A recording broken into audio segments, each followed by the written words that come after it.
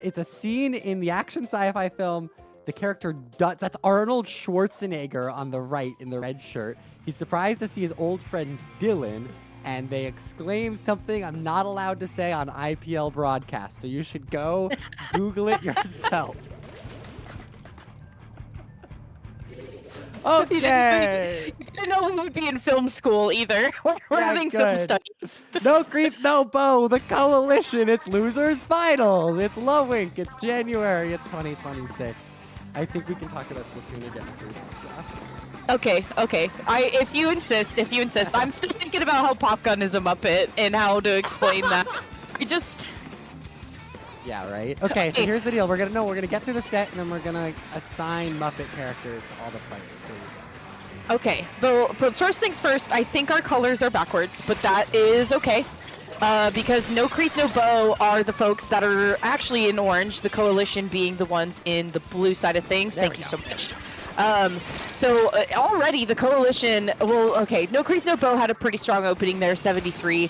But the Koalition is quickly going to turn that around. Again, very good at baiting their opponents. What do I mean by that? But you could just see that Megu was just slicing up onto that little side area kind of near the spawning point, and two different members jumped down to try to see if they could get Megu out of the way. So I think the Koalition has really, really good odds here, because if you're able to make the opponent overstep, then you can utilize that to your advantage. But what happens if that kind of gets flipped on its head? Because no creith, no bow now with no penalty in sight has kind of done that, has had the recipe for success to do that. But the Koalition still, especially with that Explosher just has so much reach here, and with all the open space that this map has, the Explosher really is going to shine, because that allows the Koalition to move forward here and force the team fight to be against no creith, no bow. So kind of a tit-for-tat fight here as we try to take the zone, but no creith, no bow still looking at the lead. Yeah, normally when you see a point score of 47 that was like a solid lockout, you moved up into the opponent's spawn, you kind of overextend, they find a pick, you back up, and then it flips. We just saw 2 minutes of gameplay over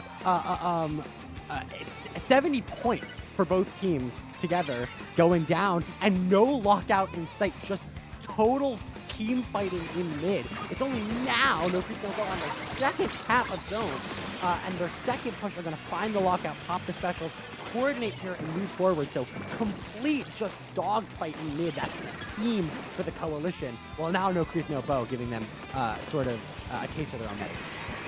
Yeah, and doing it patiently too. Did you see Kenji down there, their brush player, was just kind of sitting in the ink for a while. And I love when you get to have a little bit of time to assess the risk, because it seemed to me that Kenji was doing just that, probably reloading a little bit, but maybe sitting on their hands a little too long, to quote you earlier, because no creith, no bow now completely forced back into their spawning area here, and the Koalition is going to be pushing forth.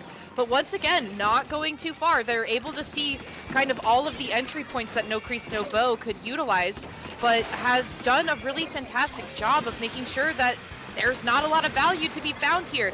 And now with having no penalty in the way of their own, it's going to be a perfect recipe for disaster for the Koalition. And even when no creith, no bow tries to utilize a resource to throw out there, quickly the Koalition is there to cover her up and is going to be taking the lead at that. So I've decided that Dynaman is Sweetums from the Muppets.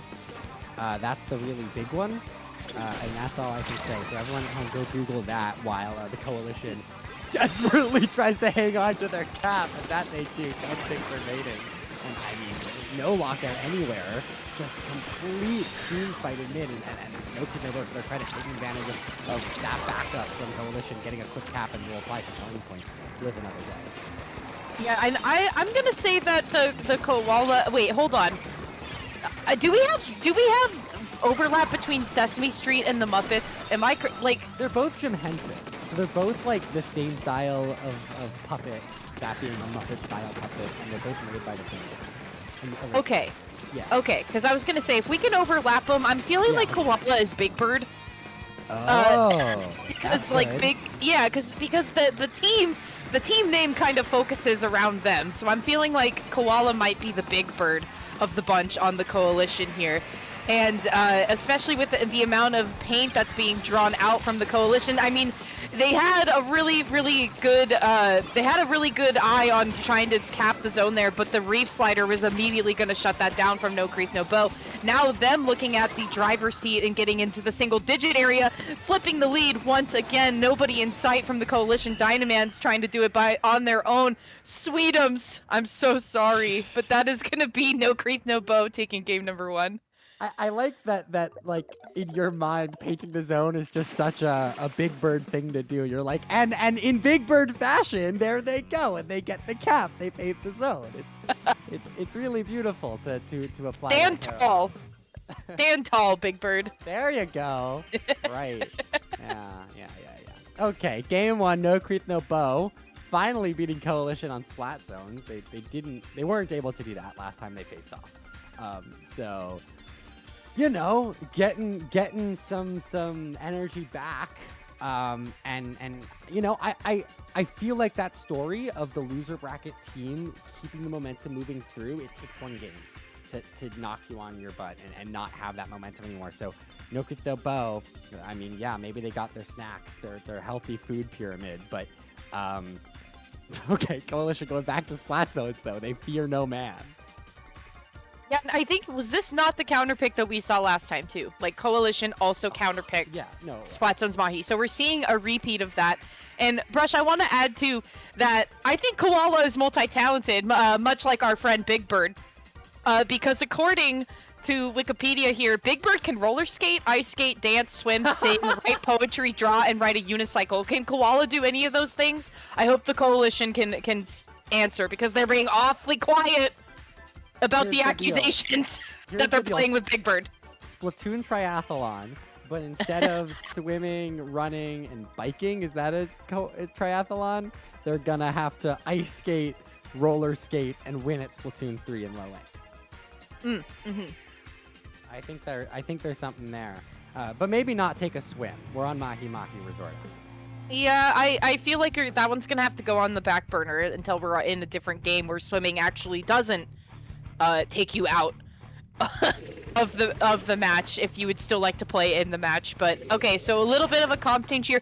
Koala's actually going to go even. Big Bird's going even smaller with the red dapples. Yeah, whoa! What happened to our Dynamo and our whole? That was like our whole. Oh, okay. We're still got Dynaman on. Oh my God, the weapons down.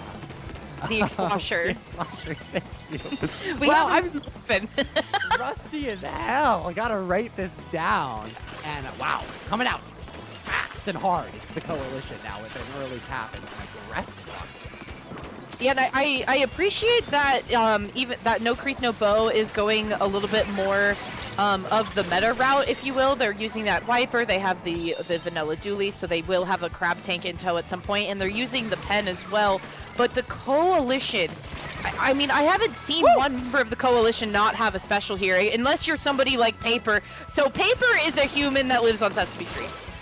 Just with that play right there, human that lives on Sesame Street, because I don't think a Muppet could pull that off. You're right. Their hands are too. Don't have enough fingers to snap with the pencil. What a beautiful little shot. And a hammer coming out for Kenji now.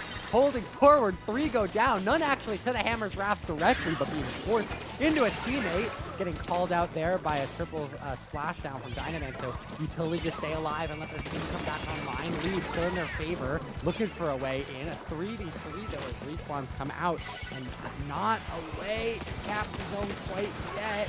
No Creith No Bow doing a great job tracking their opponents. And there comes the flip. So a back and forth game.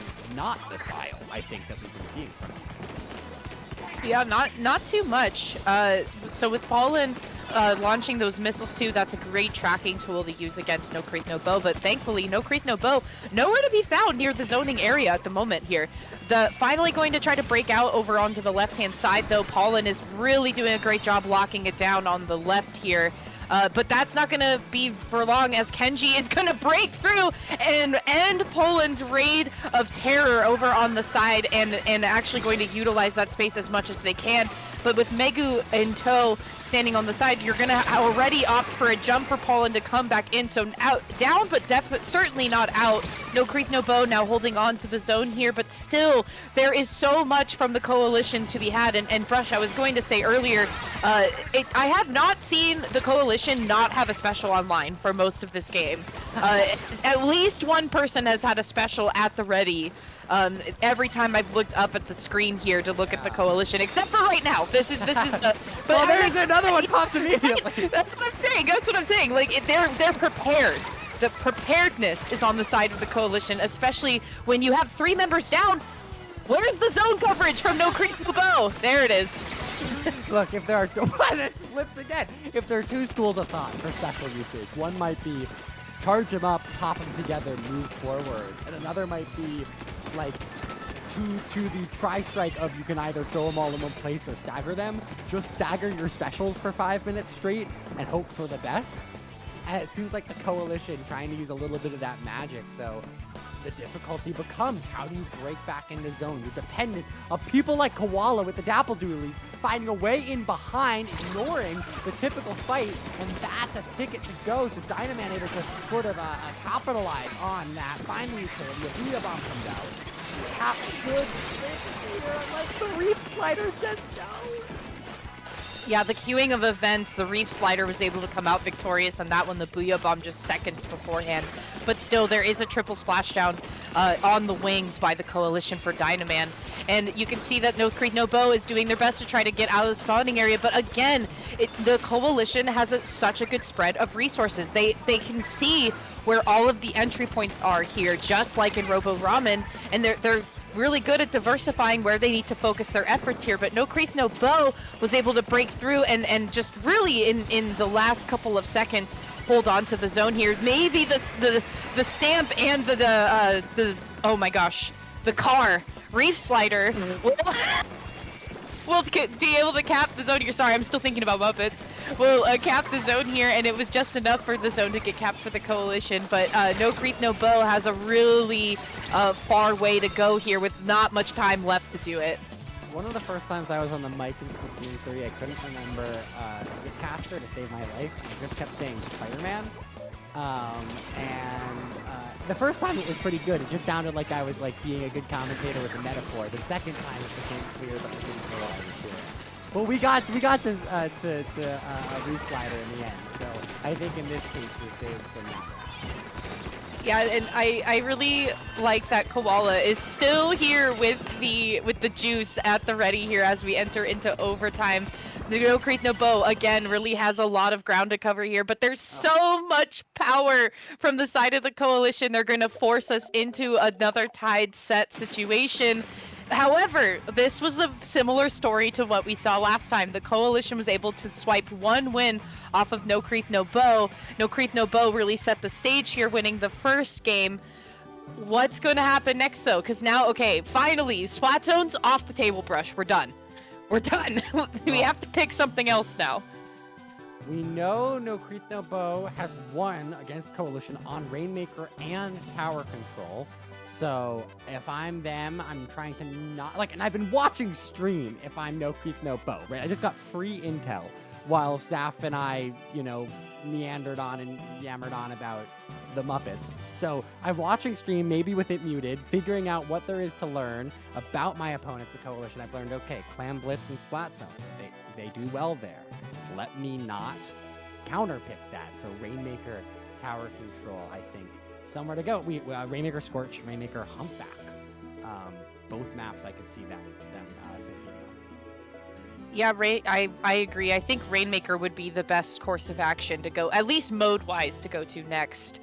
And I do think, especially with somebody especially if you're No Creith, No Bow, I guess is what I want to say. It seems to me that the Koalition, with utilization of the X-Splasher, they tend to play a little bit more slowly, and especially when they have Dynamo on their side, a lot slower gameplay and also a very mindful backline to maintain their space as much as possible, playing at range, if you will. So I'm hoping that maybe a faster game mode for No Creith, No Bow will be the better option, because you don't want to give any sort of time for that slower backline to get set up anywhere. And especially in something like Rainmaker humpback where it's a very wavy, if you will, very wavy stage, and there's not really a lot of like solid high ground points that have a really good vantage point where you can see stuff. So maybe trying to negate that backline from getting set up could be a really good recipe for No Creith No Bow. Yeah, I mean, what? Okay, I was gonna. I was close. About okay. Humpback. I was gonna talk about Humpback Zappa. Let me talk about Scorched Gorge though, right? Similar to what Cancelled. I was gonna say. Yeah. Height differential. Your buckets are your friends. Your dynamos can even have a lot of utility here. So, we've seen less shooters from both of these teams than I think a lot of other. We've seen some aggressive stuff, but this is where, those ink brushes, those ratty things are going to have some fun. But more importantly, I think weapons that do well with height differential, Dread Ringers, your X-Bloshers, that's going to be the name of the game here. If you can get set up on that top left in that little perch area when you're pushing forward, you have a lot of utility on that first checkpoint. Then you can snowball and move straight ahead. Fresh, are you a piano player by chance? Should I answer yes or no? I think you should answer truthfully. You want the truth from me. I grew up playing piano among other instruments. Okay, I knew it. You're Rolf the dog. That's your Muppet. I'm Rolf? No. That can't be it. I feel like, so I always got animal as a kid because I also played drums. Oh, okay. A lot as a kid. But recently, I've been feeling like a Waldorf. Or what's his friend Stadler? The two old guys in the booth being curmudgeons. That's me and you this morning. That's watching Splatoon and talking about anything but going up from the booth. Yeah, right, exactly. Okay, comps. What do we got? Give me something. Make me feel like a smart commentator. Okay, so that's kind of good. You know what? I'll take a bucket on each side. I'll take a Dread and an X-Blow and call that a win for me. Yeah, the Dread Ringer will be really useful here, but also, yes, the X-Splasher. So not really a lot of changes, but I love this 96 pick from Poland. I think that this particular version of 96 is always really fun to watch.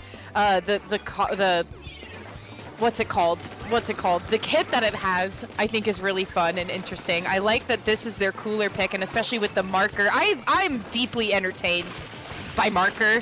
Can I just say I'm deeply entertained when somebody can get a pick with marker. I think it is so funny, and I just feel like we need to be talking about that more when it is used. Oh, and a point-blank hammer from Kenji. That is an insult to injury to the Koalition, as No Creith No Bow looks to try to get a really small lead in the first opening minute here. Still having really firm hold on the center stage, though. Megu, though, you gotta be watching for this one, man. Megu is the infiltrator. If we had to give them a nickname, they would be the infiltrator, because consistently I am seeing them down in the middle section. Even if there's not a whole lot to work with, they're there to try to call out some players of No Creith No Bow. But it seems to me that the Koalition is really good in response to that, because already No Creith No Bow is really quick to respond, but the Koalition is already here to try to pick up that Rainmaker Gens with 2 specials ready to go. And maybe with a little help from that sploosh, we can really lean into our inner rat and get in and infiltrate into the backside. I don't know, Sap. It's been 1 minute and 30 seconds that I'm looking at a Rainmaker still at the starting pedestal. Finally now, as I say that, as all good commentators would, the Rainmaker will move forward and find a checkpoint. I don't know if they've got much more utility. Felix locking down the pencil from below. The rest of the team up top.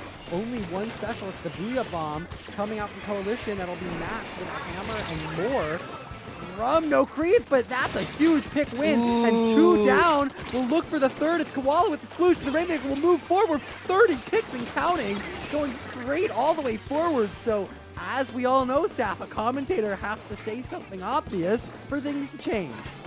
Yeah, what the heck is Koala doing? What did I say? They show up as a koala, but really on the inside they're a rat, because they were able to go all the way around the finishing pedestal and back down and still make it out alive. They picked up the Rainmaker, got it a few more ticks down to the 16 mark, but 2 members down on the side of the Coalition. I think that's going to be where we put the stop to that here if we're no creith, no bow. Felix following up with the Rainmaker, looking back in the middle section. The Crab is going to really open up some space here as all 3 members of No Creith, No Bow try to push forward around this left-hand side again. It's so hard because you want to take the other Rainmaker path if you can, but it just never makes sense to. It's a very small window for when you can do that, and it looks to me that maybe No Creith, No Bow is just biding their time a little bit, thinking about what they want to do next. But how can you do that when Megu is already there to respond, and now you're 3 members down with specials in tow? The Coalition is not letting go here. Deciding whether or not to push, however, is a different question, a different risk analysis. So opting not to grab the Rainmaker, instead place some splat zones. They know they're good at it, so just blocking out mid, but it means that you give more space to No Creith, No Bow than maybe you need to. So back to sort of like a beginning of the game position. We're shooting at the Rainmaker. Paint is pretty even, looking for the starting pick. So look at the special advantage for Koalition, as I can't say their name again.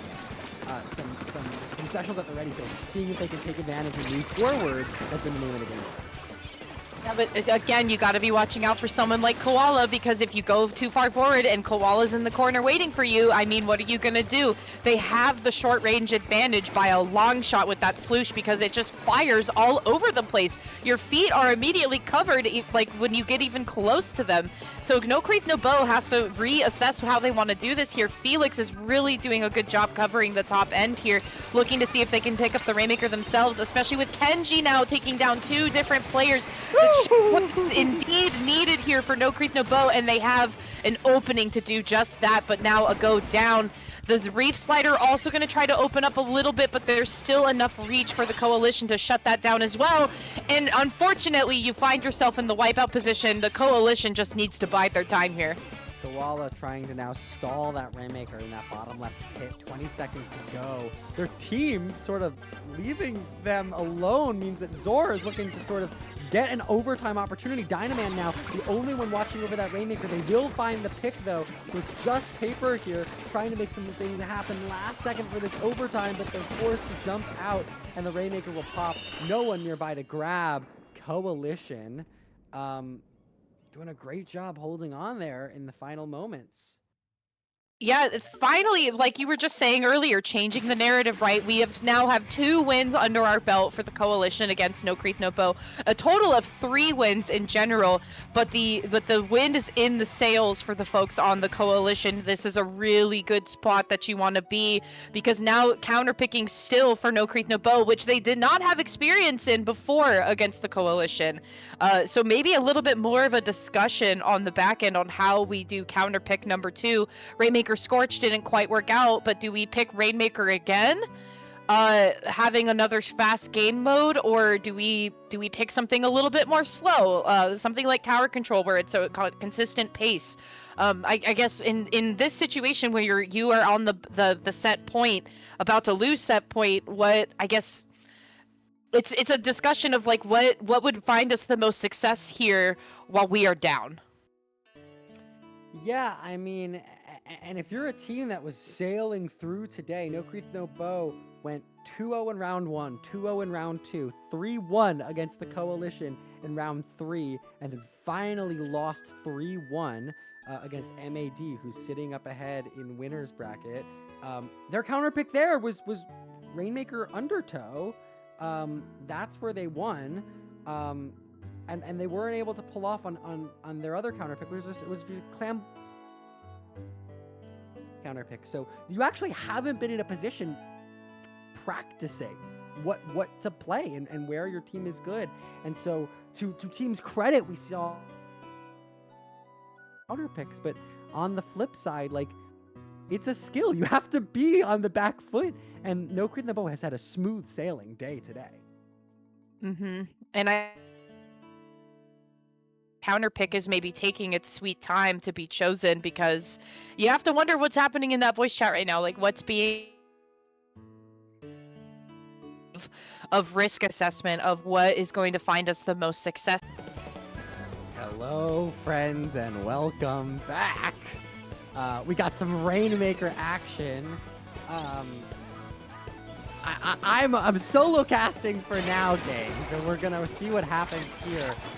You'll see it looks like Koalition has been able to take a little bit of a lead. It's gonna go back the other way though here as we sort of find our footing in this match. It's no creith, no bow. Currently on the back foot. So here we go. We lost our stream for a moment, but that matters not because the game must go on. Only a sort of a minute and a half here is what we missed. 3 go down for the Koalition. It's no creith, no bow playing a great defense now. Kenji moving forward with his Octo Brush. So a big comp switch up here for no creith, no bow. An E-leader scope coming out, getting a lot of range for this map mode. Welcome back, Sap. As you know, we get to actually live stream and talk about Low Ink again. Yeah, I was in the back room. There's actually a lot of Muppets working on the server, and we had to go and I had to go and talk to them and make sure that we were still mupping doing the thing. Anyways, back to Low Ink. We have a 10-point differential here. 3 minutes left to go, and an even spread of 2v2. But still, again, the specials brush. Consistently, the Koalition is ready with specials in their hands to try to cause some damage here. And they're going to take the Rainmaker too. So we did opt for Rainmaker. We're on the Museum. So still, a faster way to play the game. A faster game mode to have. Explosher definitely is still the slower of the special, or of the backlines. But you have something like an E-leader with so much reach, but is it going to matter if you have the Koalition knocking on your door, looking for donations now down to the 34 mark? Is the Koalition in your headcanon like a Salvation Army sort of deal, like just looking for signatures for some? Or is it? Koalas. I see. Okay, I'm with you now. Sure, save the koalas. But not quite yet as they get wiped out 4 down. But a good point advantage there, 25 on the board for them. And that's not, you know, the most comfortable winning push on Museum, but it's definitely a step in the right direction. No creith, no bow now, looking to make some of the same magic happen at the door. That bucket gonna go down though to Megu. So I mean, just domination in mid, and 3 will find their way. So the Koalition doing a great job just finding the target. Everyone sort of snaps that way, gets rid of them in mid. Great team play here, especially on the map. Yeah, the Koalition, I do feel that they had a little bit more of a warm-up going against no creith, no bow again, maybe sitting for a little too long. The pop of that Rainmaker that Paper was holding onto was just a tad bit too early. There was still a lot of members of the Koalition there and ready to play, and not a lot of space to work with if you were Paper to move that Rainmaker forward. Hopefully maybe Kenji can try to open us up here, as now the no creith, no bow team is going to be taking the Rainmaker once again. But the specials coming out from the Koalition, it's going to be a very limited space to work with to try to find safe passage. But with 3 members down, Brush, this could be really make the difference here, narrowly escaping that triple splashdown, still having the Rainmaker in tow with plenty of time to work with, and the members of the Koalition are a little bit trapped in their spawn, but still Paper is going to have to be forced back, but still a lot of presence on this platform here. No creith, no bow really needs to hold firm, but it's just Kenji that is going to be the one to do that. Great job just targeting the objective there by the Koalition on that defense. They're doing a great job recognizing it by Poland. Oh, everyone is moving the wrong way. Alter just solo the Rainmaker. No one to watch it here. And a great victory for Walla. You know, an aggressive player to be grabbing the Rainmaker, but when you're stalling at the end, hold ZR, wait for the thing to charge, throw it out at your feet, and that'll be the set win for them. A reverse of what happened to them before by no creith, no bow. They're going up now to winner's bracket for grand finals against NAD. I think we gotta start calling Brush the Oracle, because he was saying like, and so this is where it will reverse, and so it shall be. The ancient texts have now been